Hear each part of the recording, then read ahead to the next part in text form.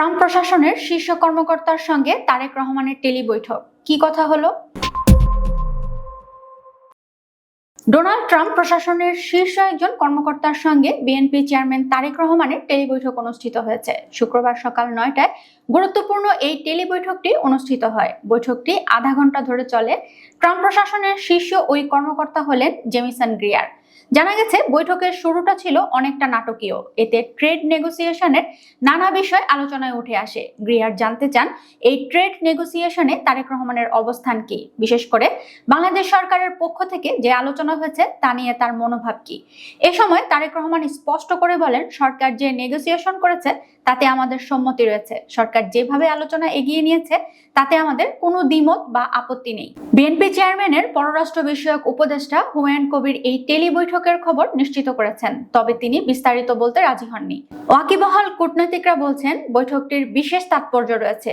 বলে রাখা ভালো, এই মুহূর্তে তারেক রহমানের সরকারি কোনো অবস্থান নেই। এর মধ্যে বৈঠকটি বিশেষ গুরুত্বের দাবি রাখে। বৈঠকে উপস্থিত ছিলেন বেন্দ্রা লিন্স, Emily Ashby, Ricky Switzer, Sam মুলাপসার, ডি.আর. সেজিনজার।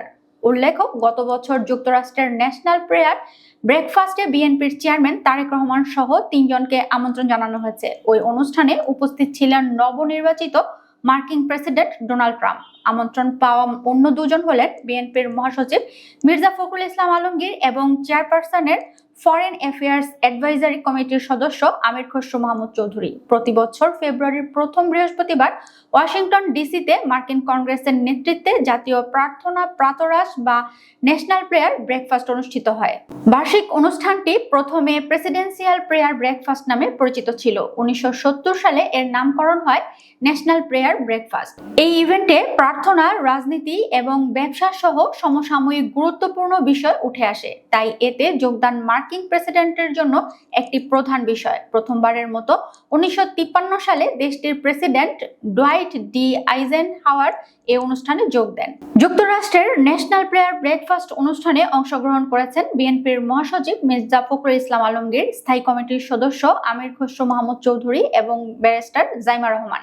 গত বছর ওয়াশিংটন ডিসিতে যুক্তরাষ্ট্রের প্রেসিডেন্ট বাসভবন হোয়াইট হাউসে এই অনুষ্ঠানে যোগ দিয়েছেন বলে বিএনপির অফিসিয়াল ফেসবুকে অনুষ্ঠানে অংশগ্রহণের ছবি সহ এই তথ্য প্রকাশ করেছে। দলটির ফেসবুক পেজে বলা হয়েছে, এবার যুক্তরাষ্ট্রের প্রেসিডেন্ট ডোনাল্ড ট্রাম্পের ন্যাশনাল প্রেয়ার ব্রেকফাস্টে আমন্ত্রিত হয়ে যোগ দিয়েছেন বাংলাদেশ জাতীয়তাবাদী দল বিএনপির মহাসচিব মির্জা ফখরুল ইসলাম আলমগীর, জাতীয় স্থায়ী কমিটির সদস্য আমির খসরু মাহমুদ চৌধুরী এবং বিএনপির চেয়ারম্যান তারেক রহমানের প্রতিনিধি হিসেবে তার মেয়ে ব্যারিস্টার জাইমা রহমান। পোস্টে আরো বলা হয়, ন্যাশনাল প্রেয়ার ব্রেকফাস্ট অনুষ্ঠানে প্রেসিডেন্ট ডোনাল্ড ট্রাম্প এবং vice president JD Vance, senator, Congress সদস্য এবং আমন্ত্রিত বিশ্ব নেতারা, কূটনীতিক, ব্যবসায়ী, সাংস্কৃতিক ব্যক্তিবর্গ এবং পেশাজীবীরা অংশগ্রহণ করেছেন।